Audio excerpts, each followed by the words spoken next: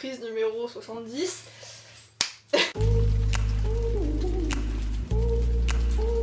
Hello tout le monde, je vous retrouve aujourd'hui avec Elora qui est donc une amie à moi qui tient une page Facebook de photographie dont je vous mettrai le lien en barre d'infos. Je sais que ça me fait rire quand je fais ça. Non mais c'est stylé en vrai.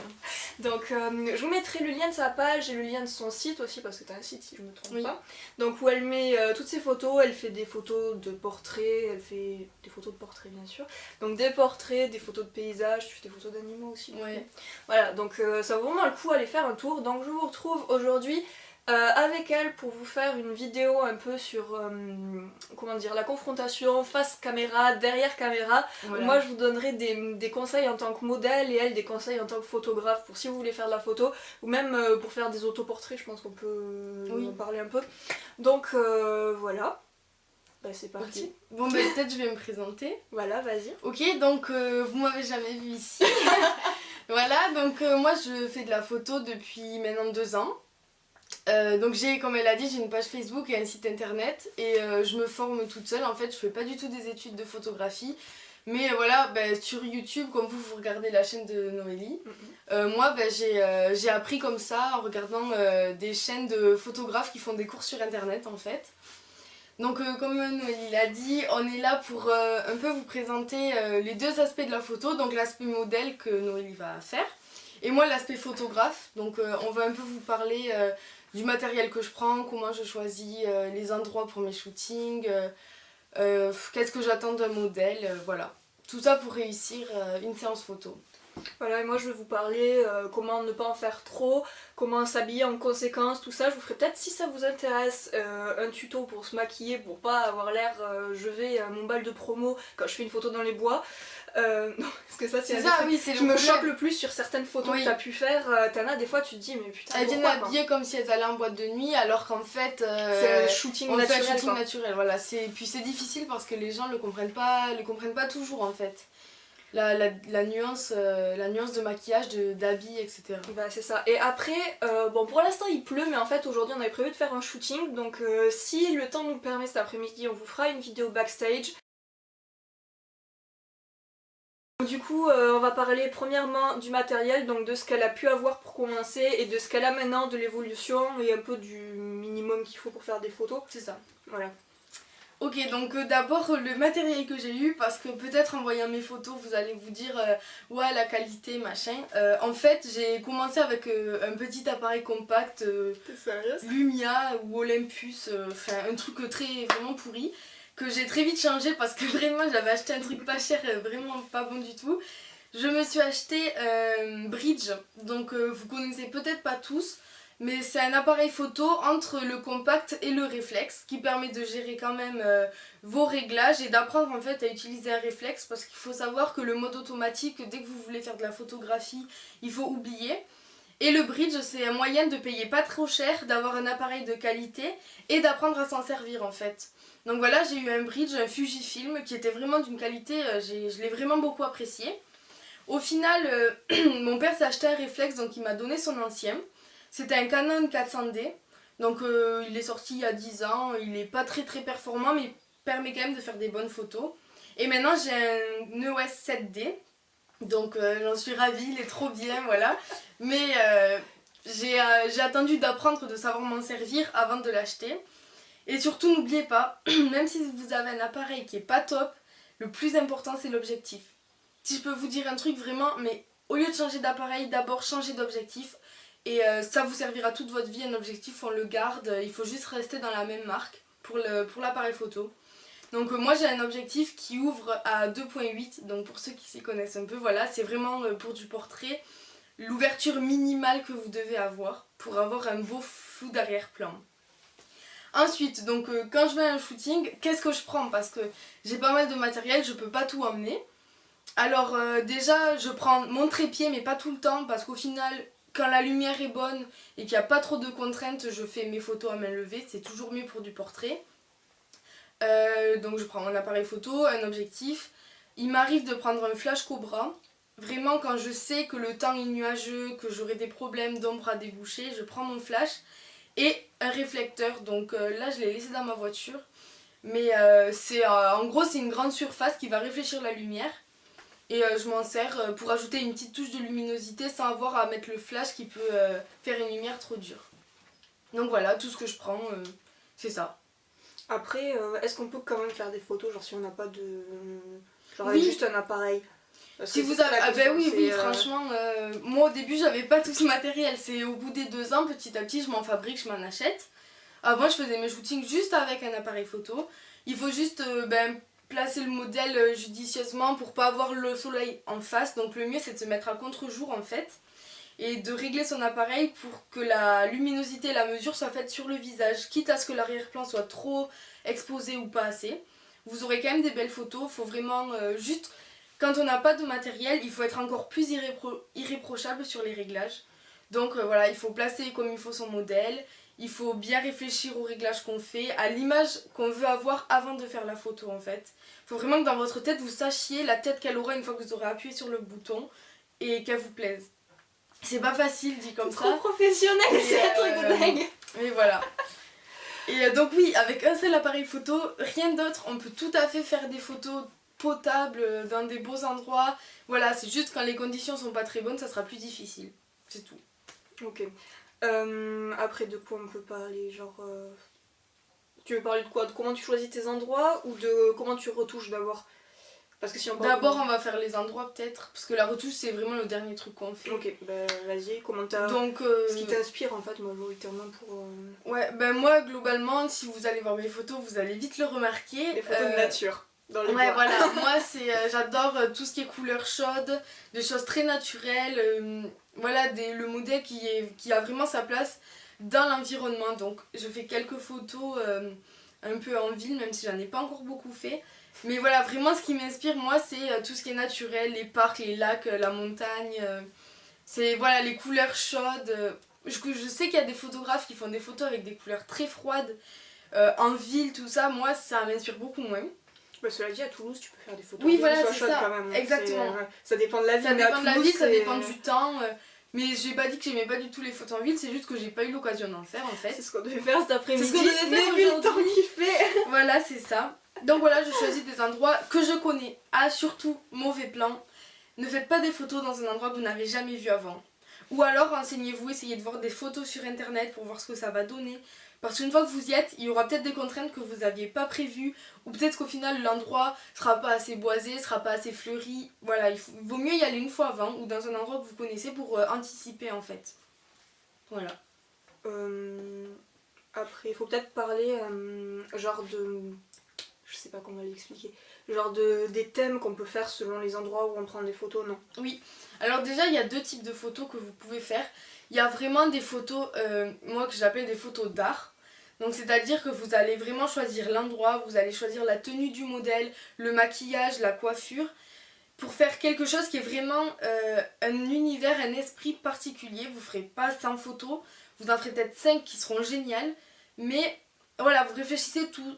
Ça peut être un peu féerique, un peu imaginaire, ça peut être faire du body painting, quelque chose qui se fonde vraiment dans le lieu. Et là c'est très particulier, il faut vraiment le réfléchir avant sur papier, vraiment vous réfléchir ce que vous voulez, trouver le modèle qui correspond à vos attentes. C'est vraiment des photos pour vous. Après il y a les photos pour le modèle que vous allez faire, moi j'en fais beaucoup, voilà, pour des personnes. Je choisis le lieu avec elles et j'essaie de faire des photos qui se fondent, voilà, je demande une tenue particulière mais pas trop contraignante que la personne n'ait rien à acheter. Et voilà, j'essaie de faire les photos au mieux. Donc vous pouvez avec vos amis choisir un bel endroit, choisir ensemble une tenue qui irait bien. Et faire des photos qui soient belles pour la personne. Sans forcément avoir un gros attrait artistique ou une grande recherche de composition. Ça fait aussi des belles photos, tout dépend ce qu'on en veut en fait. Plus on fait de photos, mieux on fait des photos. Bah, c'est comme tout c'est quoi. comme pour tout C'est quoi. vraiment comme tout, il faut vraiment en faire, en louper. Moi personnellement sur Facebook, je suis sur... un majoritairement groupe de photos où chacun partage ses photos et donne des conseils aux autres. Donc quand on est dans un groupe dynamique avec des gens qui ont quand même un bon niveau, même s'il y a des débutants parmi, même avoir l'avis des gens qui font pas de photos, ça vous servira toujours parce que si un jour vous devenez photographe ou que vous en faites plus professionnellement, vos clients ou vos modèles auront aucune connaissance de la photo, il faut que ça leur plaise. Donc voilà, c'est important qu'il y ait un regard porté sur vos photos pour améliorer. Même si vous ne serez pas toujours d'accord avec ce qui sera dit, ça vous fera toujours progresser. De toute manière, tout le monde ne voit pas tout Voilà, de la même manière. la photo c'est subjectif, une photo qu'on va trouver parfaite, quelqu'un la trouvera trop exposée, pas assez bien, bon, voilà, ça ne plaît jamais à tout le monde. Mais bon, il faut que ça plaise quand même à une majorité, sinon c'est qu'il y a un problème. Après, je pense que ce qui est important de dire, c'est qu'il faut pas s'attendre à faire genre 50 photos et avoir 50 photos nickel. Non, ça, alors c'est ça, hyper important, faut pas se décourager voilà. comme ça quoi. Moi, il faut savoir que quand je fais une séance photo, je garde une photo sur 10. C'est mon ratio courant, voire moins si je peux, mais j'essaie de m'engager à donner un certain nombre de photos pour que le modèle soit quand même content et qu'il ait le choix quant à la photo que lui voudra garder majoritairement. Mais voilà, moi 1 sur 10 c'est le grand maximum que je garde. Bah, c'est vrai qu'en général, même quand j'en ai fait avec toi, une séance d'1 heure, 1 heure et demie, au final on garde quoi, 15 photos. C'est ça, voilà, ouais, 15-20 photos. Je fais, voilà, si je fais 200 photos, je vais en garder 20, c'est ça. Voilà, bah, ça c'est Une bonne carte mémoire, c'est très important. Non mais c'est super important ça de le savoir parce que c'est facile de se décourager je pense. Si Oui. tu fais genre, tu sors et que tu fais 20 photos et qu'il n'y en a aucune qui est potable, tu te dis putain je vais pas y arriver et tout mais... Faut vraiment se dire j'en fais un maximum pour avoir la photo. Tant qu'on n'a pas un niveau extraordinaire, on peut pas réussir coup sur coup et même quand on est pro, même quand on a fait une école, on peut pas tous les réussir parce que il y a trop d'éléments. Ça peut être le modèle qui, à ce moment-là, à cet instant T, va avoir une expression qu'il n'a pas choisie. Voilà, et ça va faire une photo de malade. Et tout sera réuni, il y aura la lumière qu'il faut, voilà. Mais il faut en faire peut-être 100, 200 pour avoir cette photo-là. Faut s'y faire, faut faire beaucoup de photos pour avoir le résultat qu'on veut. Ben ensuite, maintenant, on peut parler de la retouche peut-être, ce que tu retouches le plus sur les photos. Alors, et les erreurs à pas faire surtout, genre pour pas avoir un visage plâtre ou des trucs comme ça quoi. Alors déjà, anti-visage plâtre, c'est le maquillage. Ne mettez pas une couche de fond de teint de fou parce que ça sert à rien, ça fait vraiment pas naturel. En photo, ça ressort encore plus lisse peinture en fait. Alors pour la retouche, déjà, il faut savoir que si vous avez un réflexe ou un bridge et que vous en avez la possibilité, il y a 2 formats pour faire des photos. JPG, le format normal, et RAW, R-A-W. Si vous shootez, je vous conseille de prendre le RAW, qui vous permettra une plus large gamme de retouches sans perdre en qualité dans la photo en fait. Donc moi je fais que des photos dans ce format là, qui n'est pas lisible par tous les logiciels, il faut le savoir. Mais voilà, ça permet de retoucher les photos en gardant une bonne qualité. Alors ensuite, contrairement au JPG, ça ne va pas rétrécir la taille de la photo. Ça garde tous les éléments de l'appareil photo dans la photo. Ça fait des très gros fichiers. Donc aussi ce que je vais faire, c'est modifier la chaleur de la photo. Donc avec des couleurs plus chaudes vers le jaune ou plus froides vers le bleu. Et ensuite, je peux modifier quelques teintes. Par exemple, du jaune, le rendre plus orange ou du orange plus rouge. Pour vraiment que ça soit harmonieux, rajouter un peu de luminosité ou de contraste sur les lèvres, sur les yeux. Pour que ça fasse quelque chose d'harmonieux qui corresponde à mon attente. Voilà, c'est tout ce que j'avais à dire sur la photo. C'est quand même vachement... Tu m'as appris plein de trucs là, parce qu'on ne pense pas quand on est modèle qu'il y a tout ce travail derrière. Ah oui, c'est il faut savoir que moi, faut compter, pour 20 photos rendues à quelqu'un, je vais y passer 4 heures en retouche. 4 heures sur 20 photos, voilà, ça prend énormément de temps. Bon après, peut-être que je suis un peu perfectionniste, mais... ça me prend vraiment énormément de temps. Et j'utilise 2 logiciels en plus. Donc chaque photo, je la reprends 2 fois. Voilà. Ah oui, parle des logiciels que tu utilises aussi. Ça peut être en entrée de gamme aussi. Parce qu'il n'y a pas tout le monde qui peut s'acheter des logiciels. Et on est sur internet, donc on ne craque pas de logiciels. Oui, non mais c'est vrai. Moi j'ai la chance de connaître un photographe professionnel qui m'a gentiment donné ce logiciel. Donc j'utilise Lightroom qui est génial. Lightroom génial, beaucoup plus simple que Photoshop, vraiment, franchement si vous pouvez l'obtenir sans le craquer, même connaître des gens qui l'ont ou sur des groupes que quelqu'un vous le passe, il est génial, mais bon il est cher. Photoshop inabordable et très compliqué donc... t'as arrêté d'utiliser Photoshop? Moi j'utilise pas Photoshop en fait, parce que des fois ça me manque un peu, il y a des choses qui permettent de faire qu'on peut pas faire avec d'autres logiciels, mais il faut vraiment se former sur internet, regarder des tutos pour faire ce qu'on veut parce que c'est un peu compliqué.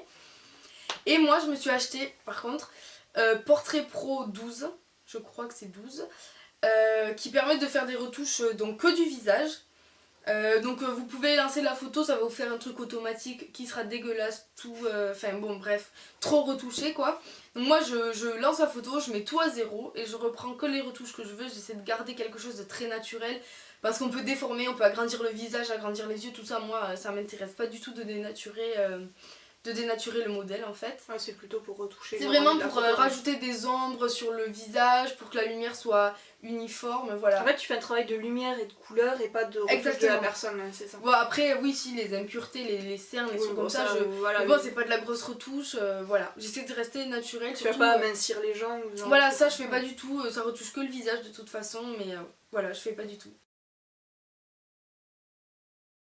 Alors premièrement, je pense que ce qui me tient le plus à cœur d'aborder, c'est vraiment le problème des gens qui sont hyper pas en accord avec le thème et l'ambiance de la photo. Ça c'est... voilà, des fois qu'il y a des gens qui ont posé pour toi, qui regardent cette vidéo, je vais pas critiquer ou quoi, mais c'est vrai que des fois je vois tes photos, genre j'ai le cerveau qui saigne quoi un peu. C'est... On va leur dire... Ouais, c'est... Mais bon, c'est parce que eux ils attendent quelque chose qui n'est pas en cohérence avec ce qu'on a dit en fait. Il leur faudrait des photos studio en fait, comme ils sont habillés. Ouais, voilà. Après, voilà, moi je trouve que la photo studio ça a beaucoup moins de charme quoi. Enfin, c'est bien, genre de temps en temps, mais c'est vrai que c'est bien ou pour faire des projets, tout ce qui est de la pub, mettre en avant des objets, des accessoires, voilà, ça c'est génial parce qu'en fait il n'y a pas d'informations autour. Mais bon, moi j'adore le décor, enfin c'est trop beau quoi. Moi un fond tout blanc ou tout noir, c'est quand même triste. Donc on va dire, vu que on va parler pour toi en général, vu qu'elle fait majoritairement des photos en nature, on bannit tout ce qui est robe de soirée. Talons de 20 cm. Tout ce qui est talons, ouais. Pour faire des photos naturelles, on peut mettre des robes fluides, on peut mettre des jeans, t-shirts normaux, des chemisiers, des trucs... Pas des trucs trop habillés en fait. Voilà, c'est ça. Mais qui soient quand même classe, jolie. Pas un truc... voilà. Un peu bohème en fait, c'est ça qui va le mieux je pense. Un peu le style, voilà. En fait on évite le look du mannequin Zara quoi, voilà, exactement. Voilà, niveau maquillage, donc comme elle l'a dit, on évite le fond de teint plâtras. Même l'idéal je pense c'est de pas en mettre. Parce que de toute manière, si on a de poudre, en fait... faut pas briller quoi, mais... Faut pas trop briller, mais faut pas non plus être trop mat, sinon c'est pas naturel. Voilà, il faut un teint unifié, faut mettre genre une bébé crème. Une bébé crème, voilà, ou une crème teintée. Parce que de toute manière, il faut se dire que si on a des imperfections, ils partiront à la retouche... Oui, elles seront enlevées. Voilà, elles partiront à la retouche. Et il vaut mieux avoir privilégié en fait un effet naturel sur tout le visage plutôt que... voilà. Après, je connais pas trop le maquillage, mais la technique de modeling, je sais pas comment dire. Contouring. Ouais, contouring.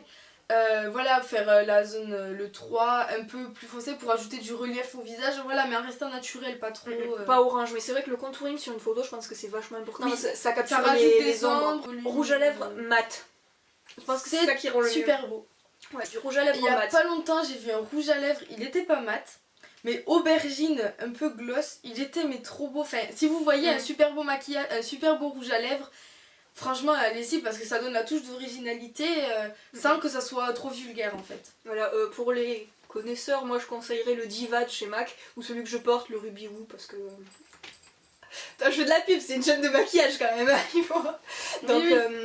Voilà, après que dire de plus? Les sourcils, on a dit, évitez les sourcils... à vomir là, les trucs d'un crayon genre ou les trucs trop durs avec un angle, enfin, c'est pour votre vie de tous les jours aussi quoi. Gardez ça fait un air très bon votre vie de tous les jours. Conseil, ne sortez pas dans la rue comme ça. Non mais ça donne un air très grave, limite méchant, alors que ça c'est fait pour être doux. Gardez la forme naturelle de vos sourcils en fait. Moi ce que je conseille c'est aussi ce que j'utilise moi tant qu'on est dans les conseils maquillage, éviter les crayons. Moi j'ai genre un marqueur, genre comme un feutre et ça fait vachement plus naturel. Voilà, je pense que ça c'est un des trucs hyper importants et tant pour les photos que pour la vie de tous les jours, t'as raison. Ouais, voilà, gardez la forme de vos sourcils. Voilà, je pense que ce qui est le plus important, on l'a dit, voilà, un maquillage naturel si vous faites des photos dans la nature. C'est ça. Voilà. Mais même en ville ou quoi, un truc urbain, ça enlève rien à la photo quoi. Ouais, c'est vrai, il faut rester. Bah, en fait, il faut être comme tous les jours, essayez pas de vous Il maquiller. faut être en face avec soi-même en fait. Et en fait, Faut que ça vous corresponde. c'est ça, quand tu te maquilles pour une photo shooting, en fait, il faut se dire je me maquille pour aller au lycée ou au collège ou. Ouais, ou même s'il y en a qui se s'il y a un maquillent trop. projet particulier quoi, mais. Ouais, voilà, il faut pas. Un truc qui vous ressemble et que quand vous voyez la photo, ça soit vraiment vous quoi. Ensuite, donc pour poser, là c'est toute une contrainte, il faut pas trop poser, il faut pas assez poser. Moi je suis mal placée pour le dire. Faut même pas poser du tout. Non mais comme t'as pu le voir, moi j'ai une tête de poisson mort sur la plupart de mes photos. Donc, Non. je suis sans expression quand on me prend en photo en fait.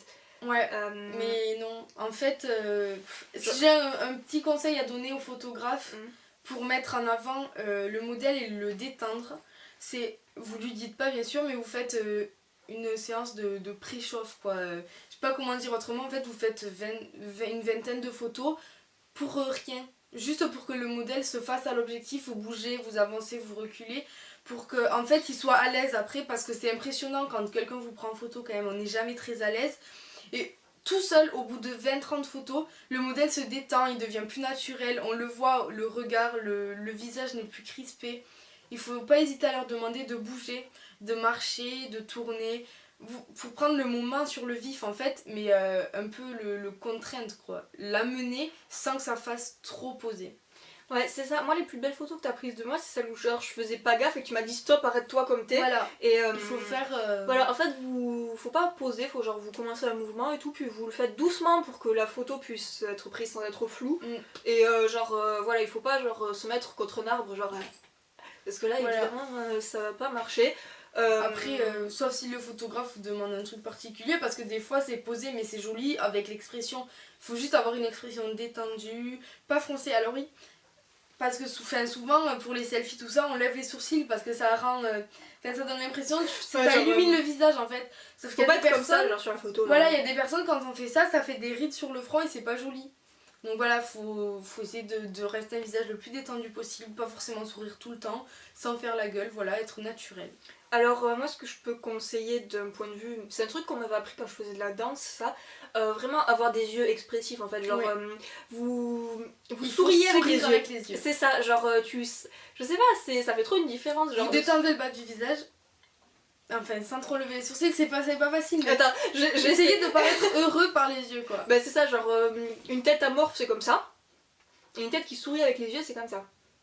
Voilà, bien ouvrir les yeux sans trop lever les sourcils. Vraiment, on le sent qu'on met de l'énergie dans les yeux et ça c'est le plus important je pense. Est-ce qu'après on a dit la majorité de ce qu'il y avait à dire, non? Ouais. Si, évitez les poses bizarres. Genre les pieds en l'air ou des trucs comme ça, genre ça y en a. Non mais j'ai bien fait de le dire ça. C'est pas forcément les modèles qui ont posé pour moi, mais c'est vrai que je vois des trucs passer sur internet. Genre où il y a des filles qui sont genre sur le dos avec les pieds comme ça et tout, et tu te dis genre mais pourquoi se faire du mal comme ça quoi. Voilà, je pense. Mais bon voilà, c'est pas facile.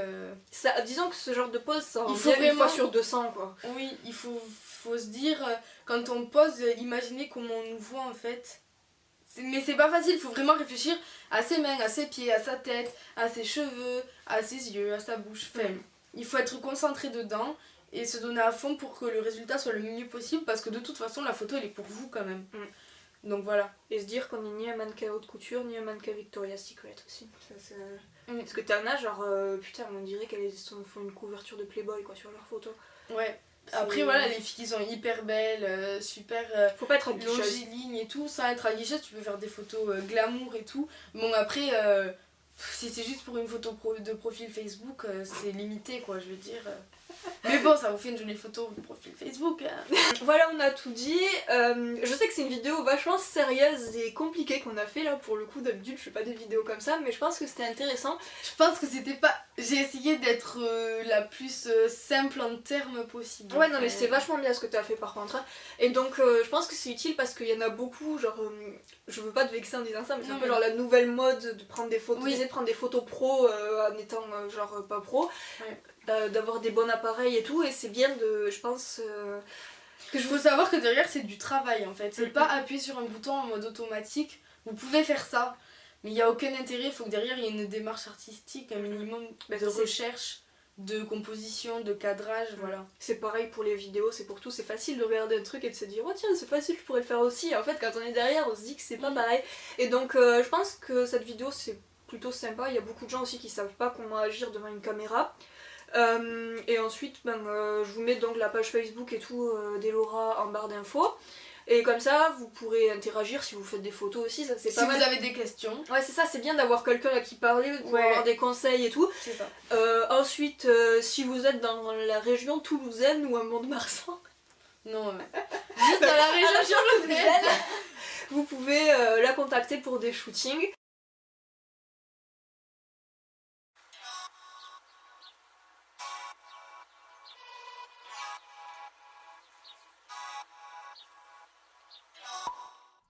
Alors finalement on a décidé d'aller faire la séance photo parce qu'il fait pas un temps trop dégueulasse, genre enfin je te parie qu'il va se mettre à pleuvoir, t'as vu comme il est noir le ciel. Bref, et là on est en bug de GPS et on sait pas où on est, donc on est garé en attendant. On a prévu d'aller faire une séance dans les ruelles à Toulouse et dans le jardin japonais à Toulouse parce qu'on n'y est jamais allé mais que ça a l'air trop beau, en espérant que ça soit ouvert aussi parce que sinon c'est la merde. Et voilà, et je vous retrouve quand on est là-bas. Comme je l'ai dit, il fait un temps sublime. Genre il y a le ciel bleu mais genre oh putain. Il y a que nuage. Regarde Toulouse c'est là-bas, c'est pas bleu. C'est pas... Non justement c'est pas bleu. Nous sommes actuellement au jardin japonais de Toulouse. Enfin on pense qu'on y est, pour l'instant ça n'a rien de japonais mais on va voir ce que ça donne. On cherche une espèce de pagode là et un pont. Tu me stresses Elora. Elle est en train de se rapprocher de moi, je sais pas ce qu'elle fait. Bref, voilà. Je filme ton vlog. Ah d'accord, je me fais vloguer en train de vloguer, c'est magnifique. Donc là on arrive dans un endroit où il y a des nénuphars. Ouais j'avais raison, c'était un insecte en fer, regardez. C'est un dragon. Un dragon, t'es sûr? Ah oui, j'avais pas vu la tête. Oh j'aime trop. C'est genre trop magnifique, je suis dingue de ce genre de jardin. Et en fait avant ça, elle m'a filmé dans les ruelles de Toulouse, enfin elle m'a pris en photo dans les ruelles de Toulouse et j'ai oublié de filmer ça. Et en fait notre caméraman du jour s'est désisté donc c'est un peu la galère. Voilà. On est sous la flotte. On est sous la flotte et là on a trouvé un espèce d'arbre. J'adore ce genre de truc, regardez. Genre ça fait comme une cabane. Et genre en bas il y a un petit ruisseau qui passe genre. Là on a essayé de rentrer dans le jardin japonais mais c'était fermé donc on essaie de le contourner parce que depuis tout à l'heure on a fait le tour sans réussir à rentrer. Et genre c'est franchement c'est magnifique, genre j'aime trop.